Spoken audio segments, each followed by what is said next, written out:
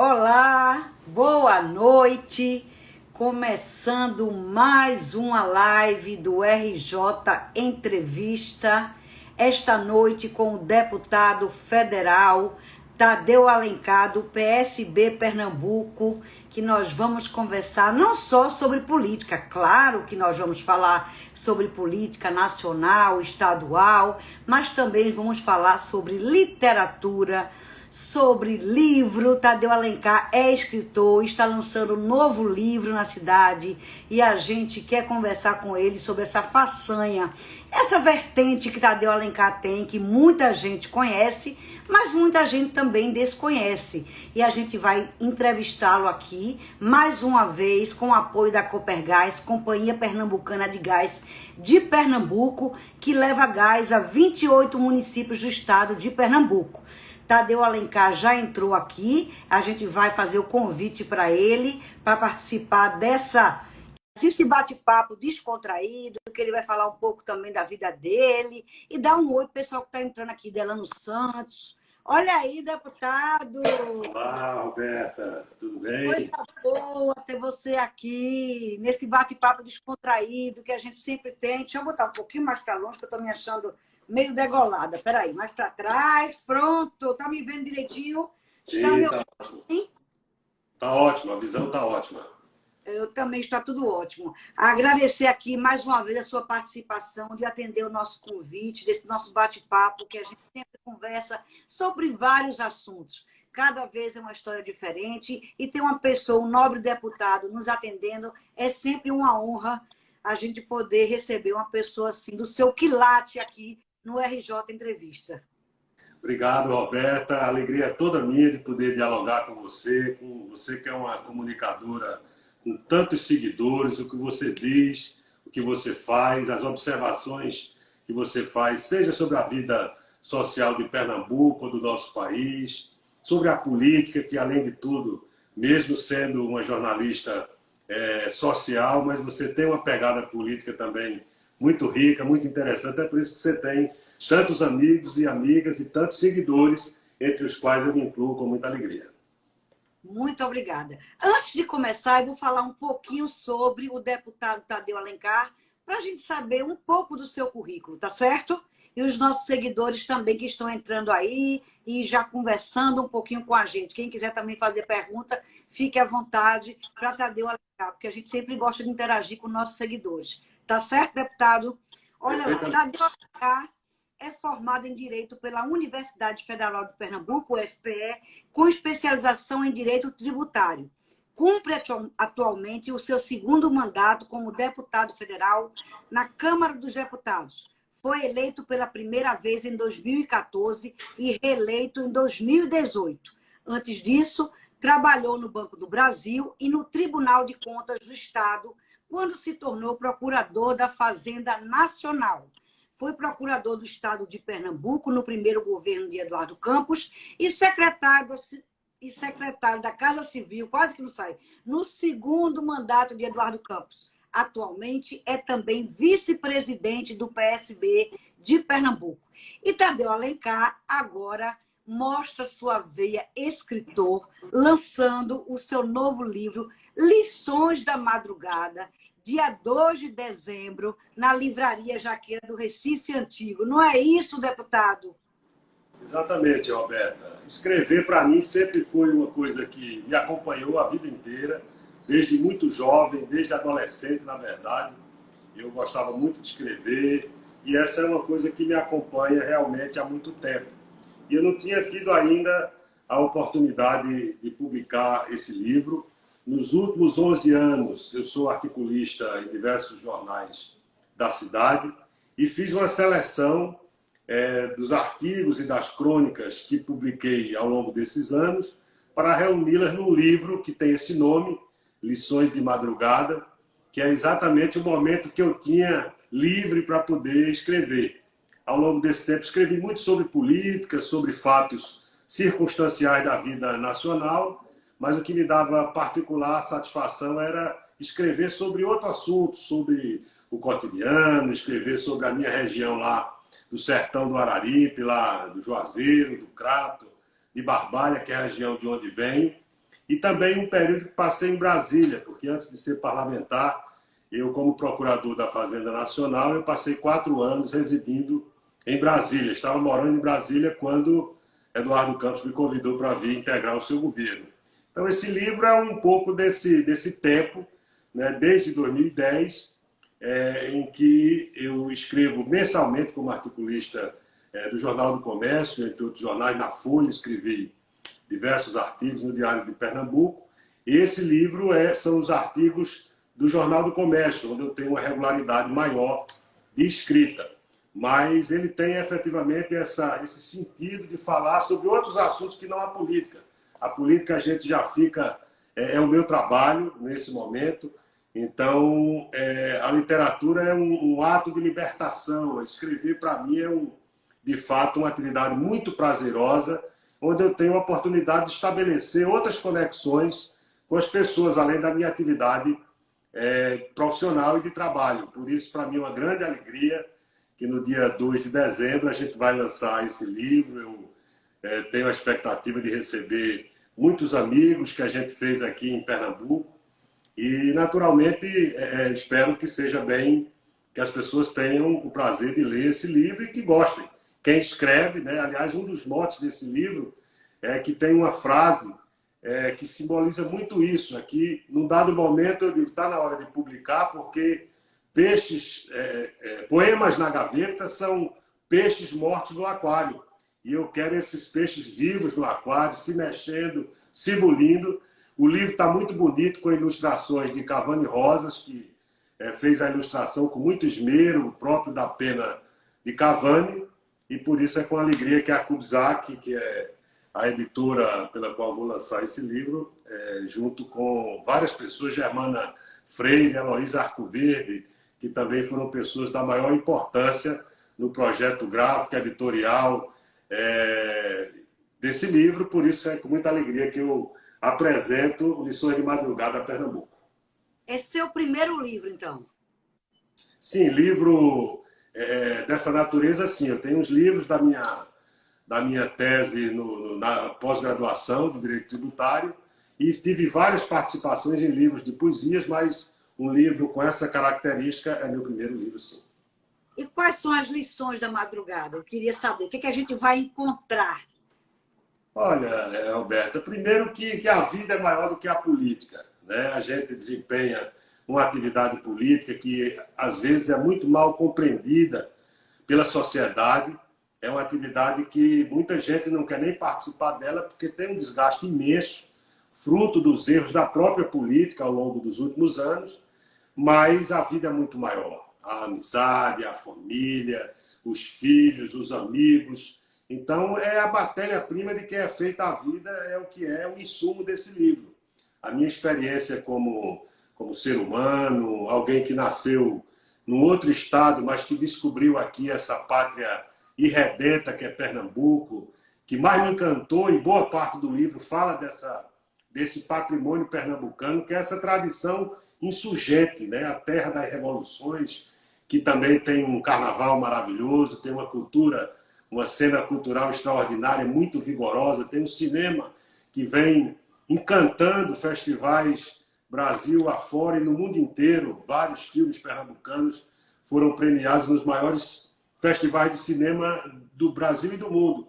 Então, tudo isso, principalmente esse lado da cultura, da literatura, né, foi o meu... Enquanto na minha adolescência, por exemplo, vários amigos meus de geração estavam ocupados com o futebol, com o handebol, com o vôlei, eu sempre fui alguém muito voltado para consumir intensivamente os livros, e esse universo, para mim, foi fundamental para formar como ser humano, como cidadão e como escritor também, porque, em geral, quem é um bom leitor tende também a ser um bom escritor. Então, sem nenhuma veleidade imodesta, na verdade, é um momento em que é meio que você se despia em público, é mostrar sua alma, é mostrar facetas da sua personalidade que nem sempre a convivência mais próxima ou até mais distante de quem não tem muita proximidade comigo é capaz de perceber. Através da literatura, através desse livro, tenho certeza que você faz conexões as mais variadas, principalmente quando você tem hoje plataformas de comunicação que potencializam enormemente essa capacidade de comunicação da literatura. Por isso é um momento de muita satisfação, de realização pessoal, e estou muito animado com o dia 2 de dezembro, quando vamos fazer o lançamento na Livraria Jaqueira. Eu tenho certeza que vai ser um sucesso absoluto. Você é uma figura pública muito querida, tem essa veia literária. Agora, eu vou deixar fazer uma pergunta aqui de um seguidor, que eu gosto sempre de que eles interajam. Ainda não é sobre o livro, mas eu vou perguntar, Tadeu, na sua opinião, a sociedade está se envolvendo mais com a política hoje em dia? Ou está mais desgostosa por conta de tanta coisa, essa dualidade, esse antagonismo tão grande? Eu acho que tem sim um descrédito da política com a sociedade, pelos erros, pelas frustrações, pelas decepções que a política provocou. O Brasil é um país muito desigual, tem uma enorme concentração de renda, e a gente assistiu nos últimos anos muitos desvios da função pública, da função política. E é por isso que tem um sentimento, às vezes, de incompreensão na sociedade, e eu sempre reputo essa incompreensão aos erros da própria política. Mas, por outro lado, é uma atividade da maior importância, onde as decisões são tomadas. E eu penso que esse momento em que essa nova plataforma de comunicação da internet permitiu que as pessoas tivessem voz. Alguém que tenha um computador, um celular, uma rede social, ele interage com o universo com uma velocidade extraordinária, dá sua opinião, entra no Instagram, numa rede social de um político, faz a observação que deseja fazer, e o político de verdade tem que ser permeável a esse controle social exercido pela sociedade. Então, ao mesmo tempo em que a gente observa esse desencanto, essa frustração e esse descrédito, tem também uma interação muito maior da população, um controle social sobre a atividade política. Hoje todo mundo assiste uma TV Câmara, uma TV Senado, uma TV Justiça, acompanhando. As pessoas sabem mais o nome dos ministros do Supremo Tribunal Federal do que o nome dos jogadores da seleção brasileira. Eu acho que isso é uma característica que mostra que houve um avanço do acompanhamento da sociedade, do que está acontecendo. Eu acho que isso é muito bom. É claro que tem também os desvios na informação, na qualidade da informação. Isso permite também que notícias deformadas, que fake news, notícias falsas, sejam disseminadas também intensivamente, atingindo um grande número de pessoas, mas com os filtros que a sociedade, ela própria, está fazendo disso, o papel que cumpre os meios de comunicação na prestação de informação de qualidade, tem ajudado a que se faça um bom uso desses novos mecanismos e dessa nova plataforma de comunicação. De modo que, respondendo aí a quem perguntou, eu acho que de um lado tem um descrédito sim, mas que essa interação maior também vem permitindo que a gente também se comunique com o eleitor, com o cidadão, com a sociedade. É uma via de mão dupla e, se bem utilizada, quer pela sociedade, quer pelos políticos, certamente nós temos uma ferramenta aí da maior importância para fortalecer a democracia, o controle social e a participação popular, através da qual certamente a gente tem condição de melhorar, porque nós servimos, o nosso mandato não é uma propriedade privada, é um mandato público que depende da investidura popular, do voto do cidadão, e por isso a gente tem que ser fiscalizado, acompanhado e cobrado. Porque os políticos que não são acompanhados e cobrados, certamente eles têm muito mais possibilidade de errar nas suas atribuições políticas e na sua função pública. Por falar em mandato, o senhor já tem 2 mandatos, vai partir para um 3º mandato, vai tentar a reeleição em 2022, já está planejando aí a sua campanha? Sem dúvida, Roberta. Eu, na verdade, eu sou um militante político de longa data. Eu fiz movimento estudantil na Faculdade de Direito do Recife, onde muitas das pessoas que hoje ocupam a posição de proeminência na vida política e social, econômica de Pernambuco, foram meus contemporâneos de faculdade. A gente teve uma militância também no movimento sindical bancário, quando fui, por alguns anos, do Banco do Brasil. Depois eu fui presidente da Associação dos Servidores do Tribunal de Contas. Aliás, no meu concurso, muitos dos amigos que estão aí hoje, o deputado Danilo Cabral, o deputado Milton Coelho, o governador Paulo Câmara, o secretário Sileno Guedes, o ex-prefeito Geraldo Júlio, todas essas pessoas entramos no mesmo concurso público no Tribunal de Contas. Então, foi uma turma que teve muita participação na vida pernambucana, e ali eu fui presidente da Associação dos Servidores. Depois, na Procuradoria da Fazenda Nacional, como delegado sindical, eu estou falando isso para dizer que a militância política ela pode se fazer através de mandatos eletivos, mas pode se fazer também do ponto de vista de cidadania, de alguém que participa da vida do seu país, do seu estado, da sua cidade. E eu sempre tive essa participação política muito forte, porque acho que a política é uma atividade nobre, importante. E depois, quando vim para o governo de Eduardo, eu fui procurador-geral do Estado, que era uma função mais, digamos assim, mais técnica. Mas depois disso eu fui para uma função política na Casa Civil e também como secretário de Comunicação, que integrava as atribuições da Casa Civil. A gente teve ali uma participação muito grande num governo que teve muitos ativos em Pernambuco, que foi o governo de Eduardo em seus 2 mandatos. De modo que foi ele que me provocou a participar da vida partidária, da vida política do Estado que eu adotei para viver, para criar meus filhos, para ter a minha família. E, de fato, foi a crença num projeto político que se preparava para ocupar uma posição de relevo na vida nacional, não só em Pernambuco, mas, inclusive, a partir das boas experiências que aqui foram praticadas por ele, liderando uma inovação na forma da gestão pública, na forma de dialogar com os valores que vinha da escola do seu avô, Miguel Arraes. Foi Eduardo que me trouxe para a política. Depois ele nos deixa ali tragicamente. Foi um vazio enorme que todos nós sentimos, os amigos, o partido, a política brasileira sente falta de uma liderança afirmativa e assertiva como ele. Nós disputamos 2 eleições, já sem a presença dele, e vamos disputar a reeleição do nosso terceiro, se Deus quiser, um terceiro mandato que o povo de Pernambuco haverá de me conferir, se for do meu merecimento e desse reconhecimento do povo pernambucano. Pois é, vamos falar dessa disputa aí. É uma disputa forte, né? A gente sabe que vai ter mudanças nessas regras eleitorais, a gente está acompanhando aí. Os partidos que vão disputar precisam estar sólidos, os partidos que são pequenos vão ter que se realinhar, se reestruturar. O PSB pretende, o senhor como vice-presidente de Pernambuco, pretende fazer quantos deputados federais? Já se tem essa conta? Claro que tudo depende das urnas, a gente sabe que só quando abre as urnas, mas todo partido tem lá sua meta. Nós pretendemos fazer tantos federais, tantos estaduais, porque essa meta, claro, que se trabalha.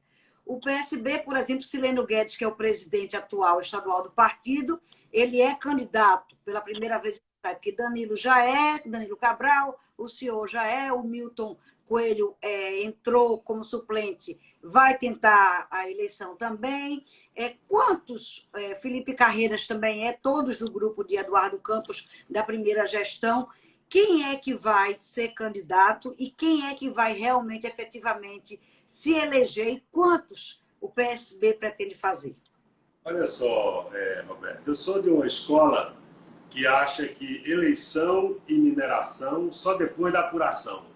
Eu acho que a gente tem que trabalhar para merecer a confiança dos pernambucanos. Eu acho que o nosso partido, o PSB, é um partido que tem uma credibilidade em Pernambuco, porque governou 2 mandatos com o Eduardo, mais 2 mandatos do governador Paulo Câmara, dando sequência a um governo que age com responsabilidade, com seriedade, que exerce essa delegação que recebeu do povo pernambucano de maneira muito cuidadosa.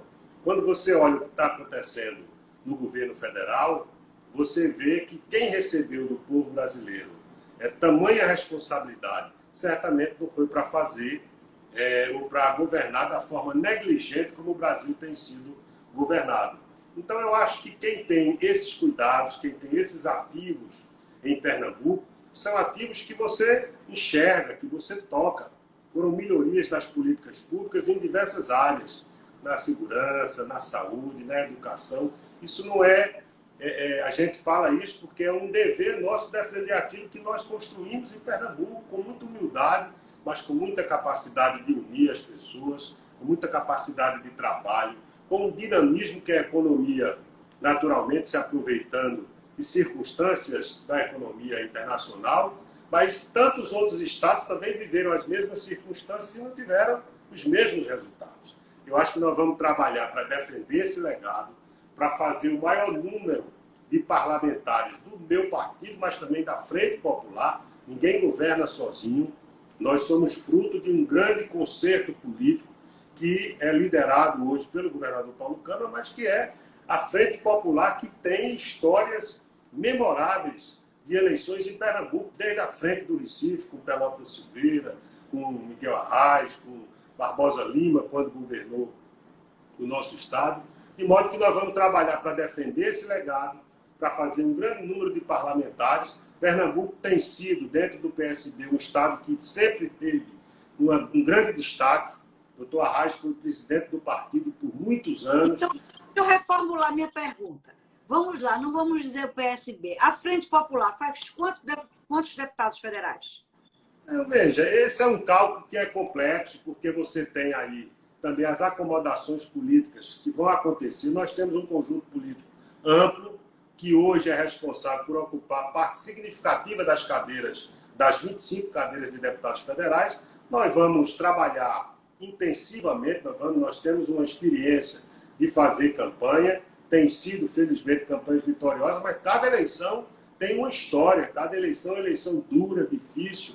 Quem minimiza e subestima os adversários começa mal quando entra no ringue. Nós respeitamos aqueles com quem vamos disputar as eleições, mas sabemos que tem uma confiança latente no PSB, na Frente Popular. Vamos trabalhar, não gostaria de falar no número, mas certamente vamos trabalhar para manter o nosso espaço político e, quem sabe, ampliar. Tem novos quadros chegando aí.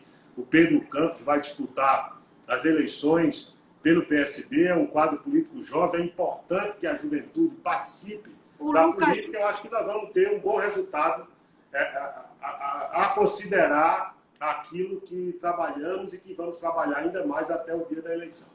Eu entrevistei o Lucas Ramos, ele também disse que vai sair para federal, ou seja, tem muitos nomes aí da Frente Popular.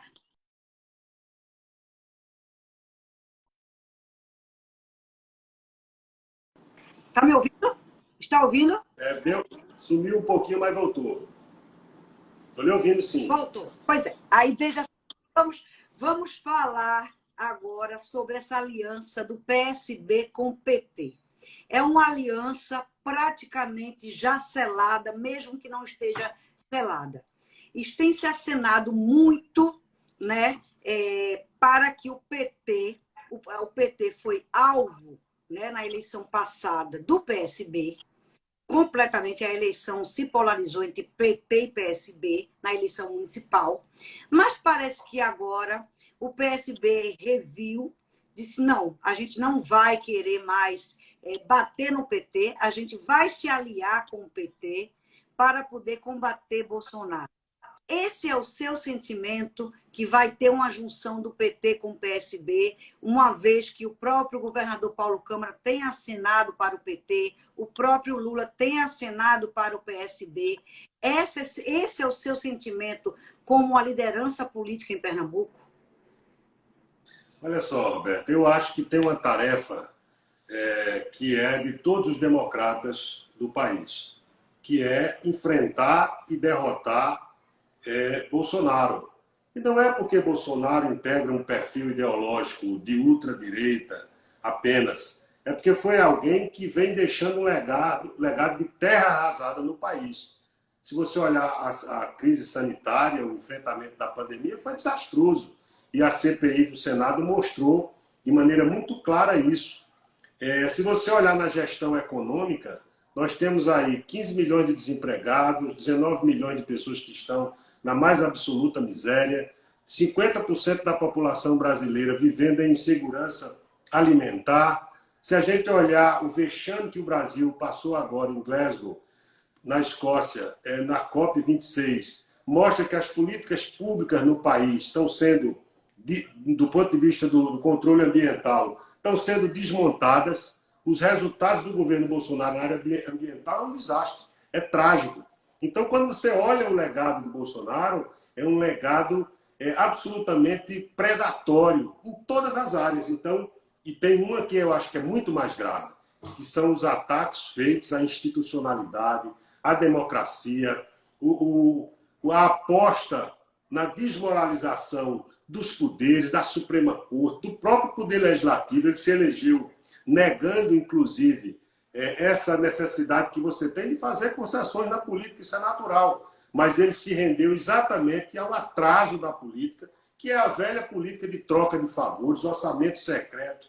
Isso desequilibra a democracia. E no dia de 7 de setembro, felizmente, ele ficou quieto, porque foi advertido que ele estava trilhando um caminho perigoso. Ele atentou frontalmente, manifestamente contra a democracia. Acho que o dever dos democratas do Brasil é descobrir uma estratégia para enfrentar e derrotar Bolsonaro. Para isso, vale qualquer estratégia. Quando eu digo vale qualquer estratégia, no sentido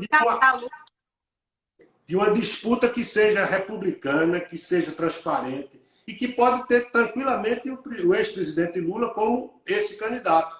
Mas isso não pode ser decidido por antecipação, porque senão nós não estaríamos reunindo. Nós vamos precisar dos partidos de oposição e de parcelas significativas da sociedade brasileira para esse enfrentamento, porque Bolsonaro não está morto. E ele e vai fazer uso agora, como aprovou a PEC, dos precatórios na Câmara dos Deputados, que não só tem uma coisa importante, que era o aumento do Bolsa Família, que ele está chamando agora de Auxílio Brasil, mas uma reserva lá bilionária exatamente para praticar essa troca de favores, esse toma lá da cá, que é algo horroroso. Além desse Auxílio Brasil ter a vigência só em 2022, mostrando que é nitidamente um programa apenas de cunho eleitoreiro e eleitoral. De modo que eu acho que essa possibilidade de uma junção dos partidos que têm uma afinidade programática de longa data, nós tivemos muitos embates com o PT, mas tivemos mais juntos do que separados. E o ex-presidente Lula, ele tem sido um interlocutor frequente da direção nacional do partido, do próprio governador Paulo Câmara. Recentemente nós o recebemos aqui no Palácio das Princesas, uma conversa ótima, ele próprio dizendo que não tinha vindo aqui para pedir que o PSB não tivesse candidato, mas que a gente pudesse exercitar essa convergência no sentido da leitura que a gente faz da conjuntura política, da necessidade de enfrentar e derrotar Bolsonaro. Eu acho que ele tem se mostrado estável nas pesquisas. Esse jogo ainda vai ter muitas marchas e contramarchas, mas o que é certo é que hoje ele é o personagem melhor colocado para cumprir esse papel. Mas o PSB tem até o seu Congresso Nacional, que vai acontecer em março de 2022, para tomar essa decisão, porque o PSB é um partido de verdade. Tem gente que defende candidatura própria, tem gente que defende aliança com o PT, tem gente que defende um diálogo com Ciro Gomes, ou seja, tem várias correntes que naturalmente vão estar refletindo esse momento sob a coordenação da direção nacional, dos seus vice-presidentes, como o governador Paulo Câmara, e de modo que até março nós vamos ter aí uma posição clara do partido. A posição pessoal do deputado federal e vice-presidente do PSB no estado de Pernambuco, Tadeu Alencar. Qual é a posição hoje em dia? Hoje, pode mudar, mas hoje, qual é a sua Eu sempre defendi, Roberta, que uma eleição que acontece em 2 turnos, ela deva ser uma oportunidade onde cada força partidária, cada força política tem a oportunidade de discutir o seu ideário político, o seu programa partidário. Uma eleição em 2 turnos acontece para isso. E, portanto, eu sempre defendi que o PSB tivesse candidatos a presidente. Eduardo foi um momento de, digamos assim, de maior concentração de energia para apresentar um projeto nacional, mas, lamentavelmente, ele não está mais entre nós e a gente precisa dar sequência a isso. Eu sempre defendi que uma eleição em 2 turnos serve para que cada um lance os seus candidatos e depois, passando para o segundo turno, aí a conversa é outra, se a gente não tiver no segundo turno. Eu defenderia conceitualmente, filosoficamente, essa mesma posição, mas eu sei que hoje nem a gente tem um nome natural para ser candidato a presidente pelo PSB, e defendo uma unidade das forças democráticas para enfrentar Bolsonaro. Hoje, quem melhor se adequa a esse perfil é o ex-presidente Lula. Se a eleição fosse hoje, seguramente essa seria a opção mais, vamos dizer assim, para cumprir esse objetivo, esse dever primeiro, que eu entendo que nós devamos ter, seria uma aliança com o PT, tendo como candidato o presidente Lula. Mas acho que a gente tem tempo ainda para decidir isso. Ali na frente nós vamos decidir. Se esse for o caminho, não terá nenhum problema, terá todo o entusiasmo do deputado Tadeu Alencar na defesa dessa posição. Agora, terá o entusiasmo do deputado Tadeu Alencar, mas a gente sabe que tem os entraves de outros deputados que compõem a Frente Popular de Pernambuco. A gente tem uma frente ampla aí com partidos como Solidariedade, como o PP, partidos que já estiveram, que não estiveram, que não querem, são mais para a direita, que não querem o presidente Lula, e é difícil fazer essa composição. Como é que se dará esse diálogo com esses partidos hoje mais à direita, o próprio PDT, que advoga a candidatura de Ciro Gomes? Como é que se dará essa composição para dizer, não, Lula é o candidato da Frente Popular? É por isso que eu acho que nós não precisamos definir agora esse candidato. Nós temos aí um caminho pela frente a ser percorrido, mesmo em partidos que têm um perfil de centro-direita, que não tem conforto com a candidatura do ex-presidente Lula, eu não vejo esses partidos, em sua grande maioria, com nenhum conforto em apoiar Bolsonaro. Então, acho que há uma compreensão de que Bolsonaro rompeu todos os diques, negligenciou todos os deveres do primeiro mandatário do país. Então, a aliança, primeiro, com Lula seria em nível nacional, e as alianças regionais e locais têm outra conotação, a não ser que se fizesse uma federação, que aí ela tem um caráter impositivo de alianças. Mas não sendo em federação, você pode ter uma conjuntura política onde se junte, e eu não estou falando do PSB, mas desses partidos, que eventualmente podem ter até outros candidatos a presidente. E, no entanto, aqui em Pernambuco estamos juntos. Eu acho que isso já aconteceu em outros momentos, é perfeitamente possível que volte a acontecer dessa forma. O quadro nacional de um jeito e as alianças locais têm outra conformação. Aliás, tem alguns partidos aqui que são da base do governo Bolsonaro e que estão com a gente. Essa convivência ainda não foi inviabilizada por posições tão, vamos dizer assim, conflitantes como temos com o próprio governo federal. Agora, da maneira como o PSB bateu forte no PT na última eleição, chegou a destratar a deputada federal Marília Reis, falou isso e aquilo do PT, disse que o PT era um partido que não prestava, enfim, fez...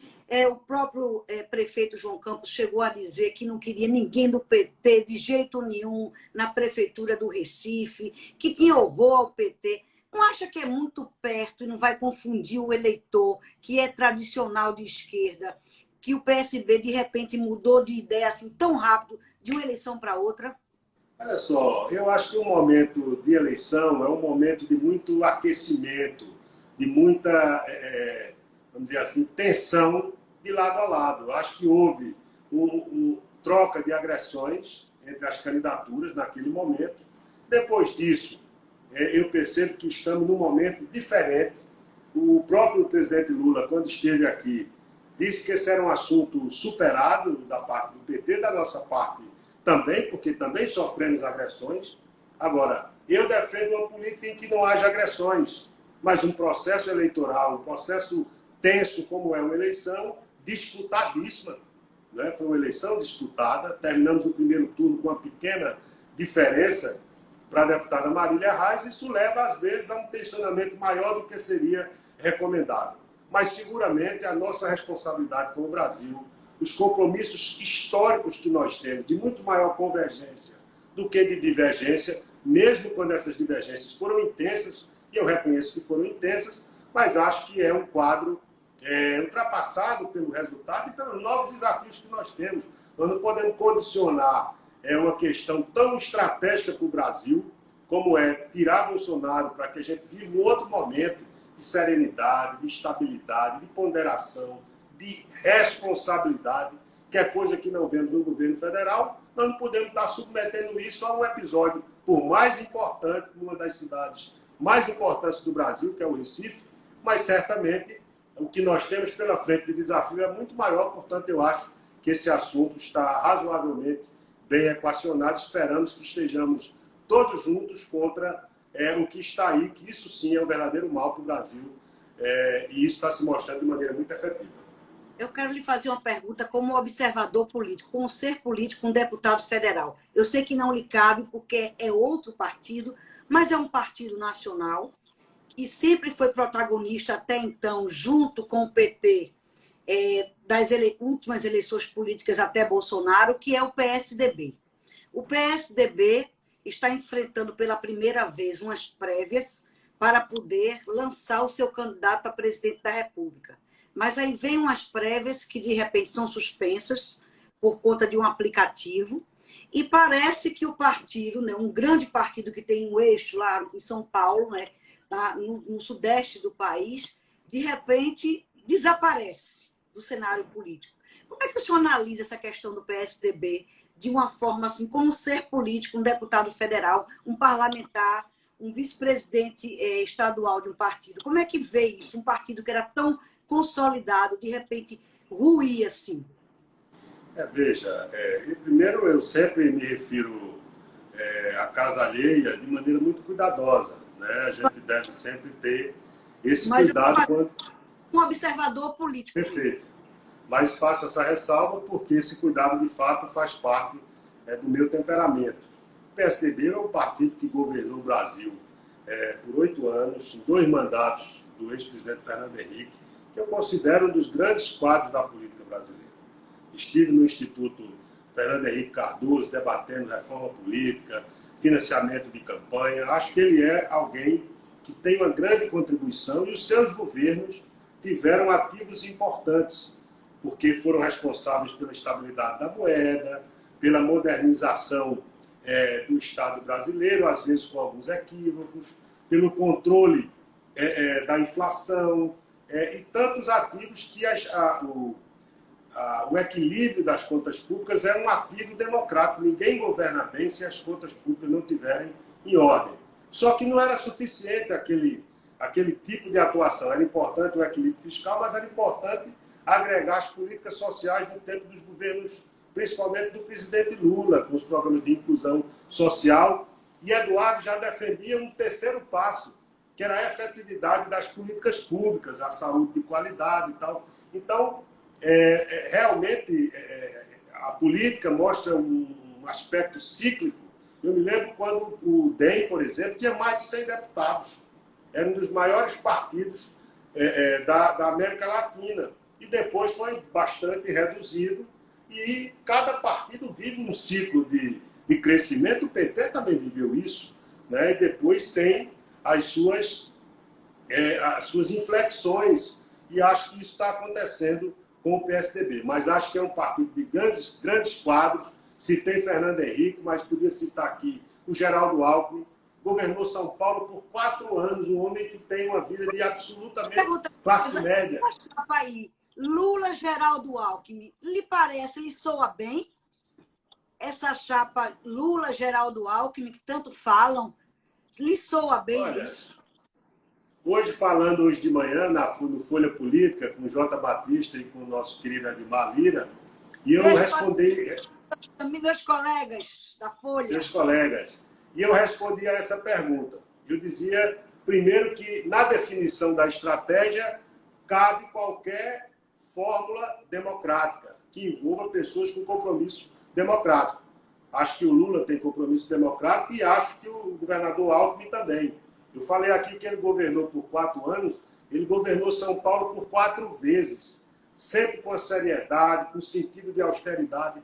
Fui recebido algumas vezes no Palácio dos Bandeirantes pelo governador, e ele é alguém que lustrava o sapato pessoalmente, além de apagar as luzes do Palácio dos Bandeirantes. Isso pode parecer uma bobagem, mas isso revela alguém preocupado com o dinheiro público, com a necessidade que você tem de ter muito zelo no uso desse dinheiro. Me agrada muito o estilo Alckmin, de serenidade, de ponderação, de calma, porque governar já é uma atividade muito difícil, e tocando fogo e um vulcão entrando em erupção de maneira permanente, é impossível governar bem.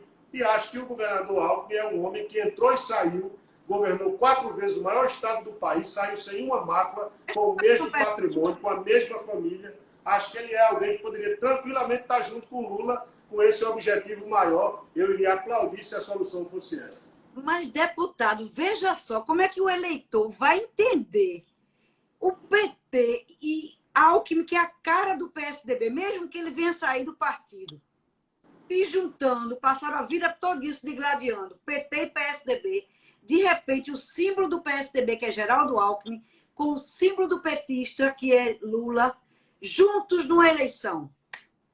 Eu acho que isso, às vezes, não é compreendido pelo eleitor, Roberto. Esse risco existe e, às vezes, a gente já viu, em algumas circunstâncias, aquilo que pareceria ser uma chapa imbatível, porque somaria 2 adversários históricos, não foi compreendido pela população e o resultado, às vezes, é completamente inesperado. Mas eu me refiro aqui que eu acho que a sociedade hoje, embora a gente deva prestigiar os partidos políticos, porque são instituições importantes numa democracia, a sociedade quer muito mais solução para os seus problemas. Então, ela não está muito preocupada se o candidato A vai se juntar com o partido B. Ela vai procurar decifrar a mensagem se aquela junção ali é capaz de produzir respostas para os seus problemas que são monumentais. A inflação, a carestia, o desemprego. E nós estamos vivendo uma situação de calamidade pública do ponto de vista das vulnerabilidades sociais do Brasil. Eu estive em São Paulo recentemente, passei uns dias lá e vi, e a gente pode ver isso no Brasil inteiro. A miséria aumentou, as pessoas estão nas ruas pedindo... Chega em São Paulo, que é a maior cidade do país, com aquela pujança, e a gente vê aquela desigualdade. Miséria. Choca, né? Choca porque São Paulo é rico demais, né? Aí choca, a gente. Então, só para fechar o raciocínio em relação a esse ponto, eu acho que às vezes as pessoas podem não entender, mas acho que Lula hoje é o melhor colocado para enfrentar Bolsonaro. O Geraldo Alckmin está visivelmente desconfortável no seu atual partido, que é o PSDB, e, portanto, isso é uma das possibilidades, entre várias, para poder fazer esse enfrentamento de Bolsonaro, que, volto a dizer, não está morto, ainda tem 20% da população brasileira que acredita nele, com todos os equívocos e absurdos que cometeu, ainda tem 20% do eleitorado. É muita coisa, é o dobro que tem Ciro Gomes, é o dobro do que tem Sérgio Moro. Então, é claro que essas mensagens nem sempre são bem compreendidas, mas acho que ninguém pode descartar, dentre os que têm compromisso democrático, nenhuma possibilidade. Essa é uma entre várias outras que deve ser testada também, porque insisto que nós temos um compromisso maior, que é tirar Bolsonaro. Ele, sim, é a verdadeira pandemia que atinge o Brasil. Professor Eli Ferreira entrou aqui. Se ele fizesse uma pergunta, me daria muita honra, porque ele é um grande especialista em política. E se ele fizesse uma pergunta, eu iria ficar muito feliz. Professor, se quiser deixar uma pergunta aí, eu agradeço. Agora, deputado Tadeu Alencar, estão perguntando aqui. Vai ter carnaval? Eu queria saber a opinião do deputado Tadeu Alencar sobre ter ou não carnaval. O que é que o senhor acha? Vou falar aqui a minha compreensão disso. Eu acho que nós não deveríamos ter carnaval. Eu acho que nós estamos ainda no meio de uma pandemia. Eu sei que há uma pressão econômica para o funcionamento dos eventos, dos shows, das casas de festa. Tudo isso eu entendo e sou defensor de que a gente tenha um modo controlado de autorização crescente dessas atividades, como afinal terminou acontecendo.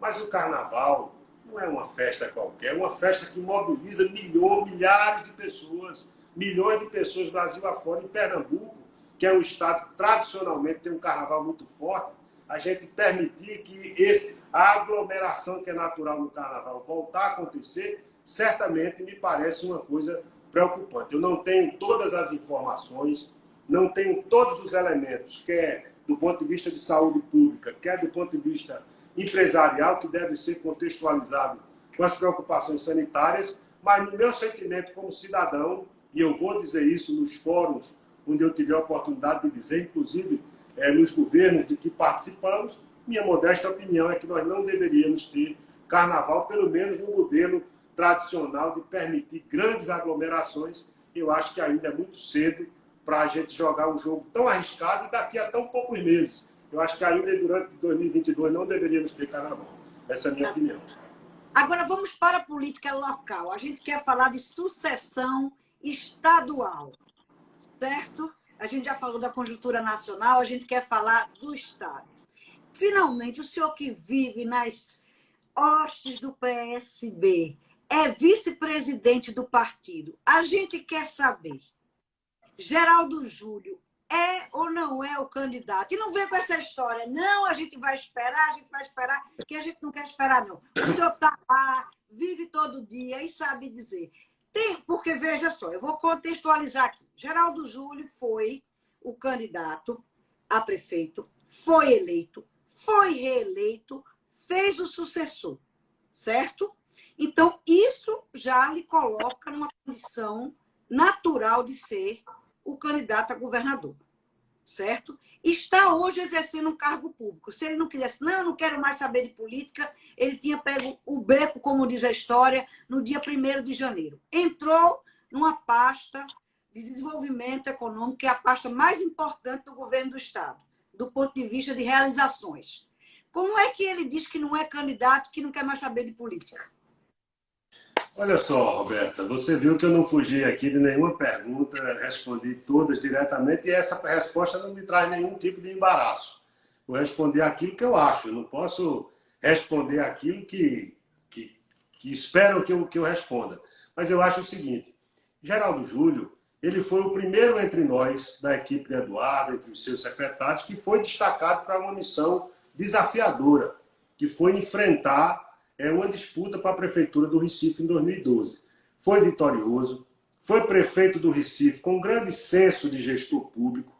Eu acho que ele tem ativos importantes a demonstrar em suas duas gestões. Acho que a cidade melhorou, o Recife melhorou. Claro que tem muito por ser feito. Os problemas que nós temos estruturais e infraestruturais não se resolvem nem no mandato, nem em dois. Mas se você acumula as políticas ali, você vai tendo cada um colocando uma pedra nessa construção. Eu acho que a vida melhorou no Recife, embora seja uma cidade com muitos problemas, ela fica no centro do Nordeste, portanto, ela atrai também os problemas que há no Nordeste inteiro, principalmente a questão da desigualdade de renda, que é muito forte. Geraldo foi um gestor e um político também, sem ter sido no primeiro momento, ele me parece que ganhou uma embocadura política que hoje Geraldo sempre foi alguém com muito à vontade nessa importante função de prefeito do Recife. Eu defendo, Tadeu Alencar defende, que o nome que deveria nos representar, e acho que o PSB tem obrigação de apresentar um nome, porque tem um legado, esse legado precisa ser defendido, seria o nome de Geraldo, porque acho que ele tem absoluta convergência dentro do PSB, vejo que ele tem transitividade entre todos os partidos também integrantes da Frente Popular e acho que ele deveria ser o nosso candidato. Eu respeito a opinião dele de dizer que não vai ser e acho que esse processo não está esgotado. Acho que ele precisa acelerar, porque as coisas, né, nós precisamos de uma definição daqui a pouco, mas defendo até quando se diga o processo se esgotou, não será Geraldo. Aí você vai ter um outro tipo de debate, mas nesse momento nós já tive a oportunidade de dizer isso ao próprio Geraldo, ao prefeito João Campos, ao governador.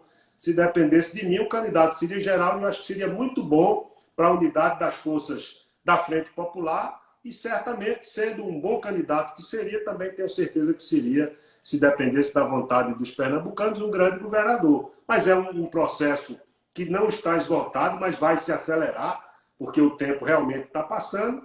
Eu espero que ele reveja essa posição de não ser candidato. O senhor já teve seu nome cotado em outras ocasiões, inclusive a época que Paulo Câmara foi a primeira gestão dele para ser candidato a governador, acabou sendo escolhido Paulo Câmara, e agora seu nome aparece de novo também, como alguma, embora o senhor diga que é candidato à reeleição, seu nome aparece porque é um parlamentar também muito bem avaliado, é uma pessoa que também tem bom trânsito nos vários partidos, nos vários segmentos, não só no PSB, é o vice-presidente do PSB. Caso Geraldo Júlio não queira de jeito nenhum, o que a mim não convence, eu estou dizendo uma coisa pessoal, o senhor aceitaria essa disputa, entrar nesse embate para ser candidato a governador de Pernambuco? Olha, Alberta, eu acho que essa coisa de cargo majoritário depende muito menos da vontade de qualquer um e muito mais de um conjunto de fatores.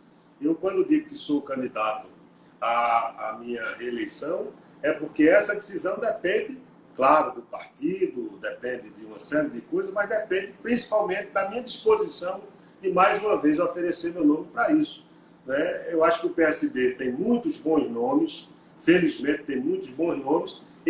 Nesse momento, a minha posição é de defender o nome de Geraldo.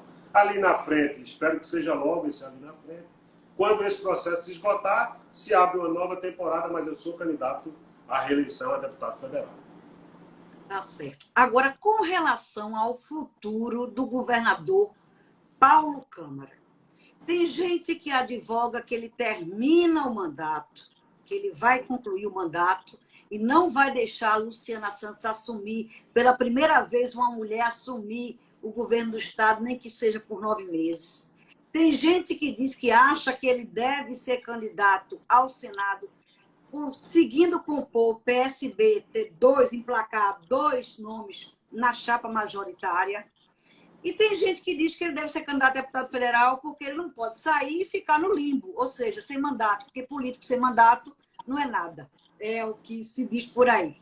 O que é que o senhor advoga ou aconselharia? Se ele chegasse para o senhor e dissesse assim, o que é que o senhor acha, Tadeu? Me diga, o que é que eu devo fazer da minha vida? Qual é o conselho que o senhor daria como amigo a Paulo Câmara?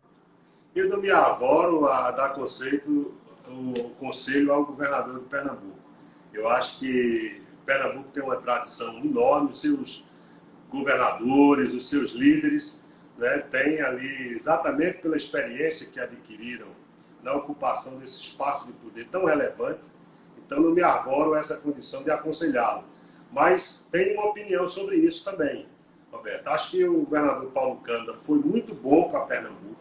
No momento de crise que nós atravessamos, foi importante ter alguém que sabe manejar o instrumental da administração pública, porque tem experiência, tinha formação, já vinha da Secretaria da Fazenda, interagindo ali com alguém como Eduardo, que tinha uma visão ampla também da gestão pública, e foi muito bom que no momento de crise que atravessamos, tivesse alguém com as características e os atributos pessoais do governador. E digo mais, ele organizou o Estado para que agora, no final do seu segundo mandato, para o qual foi eleito no primeiro turno, como foi eleito no primeiro turno também no primeiro mandato, e agora ele dá um brilho, ele dá um lustre no seu mandato, quando, mudando a capacidade de pagamento do Estado, diante da classificação feita pelo Tesouro Nacional, ele pode, como fez, anunciou um programa de investimento de 5 bilhões de reais, enfrentando principalmente 2 coisas que faltavam na sua administração. Primeiro, uma revitalização, uma recuperação da malha rodoviária do Estado de Pernambuco. Ele está dando ordens de serviço, não é para fazer uma carteira de projetos, não é para fazer os projetos e depois executar as obras em todas as regiões do Estado. Então, isso é uma coisa. A outra é na área de abastecimento d'água. Nós temos o pior balanço hídrico da América Latina, ali no agreste pernambucano, e nós estamos fazendo obras de fôlego na área de abastecimento hídrico. Então, acho que o governador vai terminar os seus 2 mandatos como governador de Pernambuco, governador Paulo Câmara, com uma obra também que deu continuidade aos grandes governos que Eduardo fez. E fechando com essa intervenção na malha viária do Estado, que era uma reclamação de muita gente, e mantendo aquilo que tradicionalmente ele já vinha conquistando, como os números do Pacto pela Vida, a melhor educação de ensino médio do Brasil, entre outras coisas, de maneira além de uma integridade pessoal que é louvável, né, numa política brasileira que tem tantos maus exemplos para serem evitados, né? Então, acho que ele poderia ser, por merecimento, primeiro ir para casa, que ele já teria dado a Pernambuco um esforço pessoal enorme mas eu acho que seria um desperdício que ele não pudesse Ir para casa. continuar emprestando, mas não quero ser mal compreendido. Eu digo o seguinte, que ele já fez tanto que ele já poderia se dar a esse luxo, porque ninguém governa nem participa tão intensivamente da política sem prejuízos na vida pessoal, na vida familiar. Acho que ele tem legitimidade para disputar o Senado ou a Câmara Federal, se quisesse, e acho que ele pode querer encerrar o seu mandato ficando no governo até o final, para ajudar a fazer o seu sucessor. Qualquer desses papéis, eu acho que ele tem merecimento e legitimidade. Cabe a ele avaliar, inclusive, em debate com a Frente Popular, porque também ninguém faz as coisas sozinho, então é importante que ele ouça os seus aliados. Qual é o melhor formato da participação dele no processo? Conhecendo como ele se comporta, que sempre colocou o interesse público de Pernambuco à frente dos seus desejos pessoais, sei que ele fará o que for melhor para o nosso Estado e para o nosso país. Mas se ele lhe perguntasse assim, me diga, o que é que o senhor acha, Tadeu? Eu devo disputar, terminar o mandato, devo disputar o Senado, devo ser candidato a deputado federal. O que é que o senhor diria para ele? Eu vou pensar um pouco, se ele me perguntar, aí eu pelo menos não sou surpreendido a queima-roupa com essa pergunta, mas eu já vou ficar pensando para saber o que responder. Tá bom, então. E quem seria o nome ideal para vice no momento? Para Em Pernambuco? na vice aqui em Pernambuco. Olha, Roberto, eu acho que uma chapa ela é produto de uma grande formatação política. Naturalmente, você tem que contemplar os seus aliados que vêm. Eu esqueci de fazer a referência de que o governador governou a maior parte do tempo com essa ampla base política que ele construiu. Ele é o líder dessa base política e acho que ele vai dialogar com os partidos aliados, vai ouvir o seu próprio partido e vai firmar ali a estratégia política e eleitoral que melhor se adequa às definições que até lá nós vamos tomar. Acho que tem que ser naturalmente uma repartição de espaços que contemple confortavelmente os integrantes da Frente Popular. Eu não arriscaria dizer nomes, mas acho que a chapa majoritária tem que contemplar aí, em larga medida, uma simbologia da Frente Popular que garanta unidade, que garanta envolvimento das pessoas numa disputa que será uma disputa dura. Toda eleição é muito dura e, naturalmente, que nós vamos se preparar para um embate eleitoral. Não tem eleição ganha por antecipação, em absoluto. A chapa deve refletir exatamente o melhor modelo para a gente ganhar as eleições e que governe bem o nosso Estado, como vimos governando até aqui. Olha aqui, ó, tem muita gente lhe elogiando, dizendo que é muito difícil hoje ter um deputado que defenda o povo de Pernambuco. O senhor é o melhor para mim, sou seu fã. Muitos elogios aqui, certo? Só para registrar o pessoal que está entrando, dizendo que gosta muito, etc. e tal. Tadeu sempre coerente, preparado. A gente sempre ouve tanta pancada, é sempre bom ver elogio também, né? Sim, sem dúvida. É legal. Então, perguntando aqui depois, o senhor que quiser responde, quer dizer que essa live fica gravada no nosso Instagram, fica no site, fica no meu canal do YouTube. Quem não quiser, quem não conseguiu ouvir agora, depois pode ir lá e ouvir. Deputado Tadeu Alencar, estamos chegando ao final, faltam 2 minutinhos. O senhor vai ser vovô, não é isso? Vou ser vovô. Eu já sou e você novamente. Já vai ser novamente vovô agora. Está preparado para um novo neto aí? Neto ou neta? Neto. Neto e neta. Eu vou ganhar 2 netos em fevereiro. 2 netos em fevereiro. E aí é casado com Vanessa, que é uma simpatia. Mande um beijo para ela, bem grande. Obrigado. Eu gosto muito. Tenho o maior carinho. E vamos pegar esse último minutinho para falar mais um pouquinho do livro, convidar as pessoas, nossos seguidores que estão aqui, para lembrar. Lançamento do livro, vamos lá? Lições de Madrugada, no dia 2 de dezembro, dessa quinta-feira desta semana, a próxima semana, na Livraria Jaqueira do Recife Antigo, ali junto do Paço Alfândega, a partir de 17 horas e até 22 horas, de modo que as pessoas podem ir em diversos horários, exatamente para não ter o desconforto ali de aglomerar, como é possível que haja, já que tantos amigos confirmaram a presença. Quem puder, será um prazer rever a todos por lá. Deputado, foi um prazer, essa conversa foi ótima. Por mim, eu ficava muito, muito mais conversando, Obrigado. batendo papo de política, da nossa política nacional, local. Tinha muito mais o que perguntar, mas o tempo está expirando. Um abraço bem grande, um beijo a todos, um beijo a toda a família, viu? Um beijo enorme. Obrigado, querida. Um beijo para você. Muito obrigado. Boa noite a todos que nos acompanharam. Boa noite, tchau, tchau. Tchau.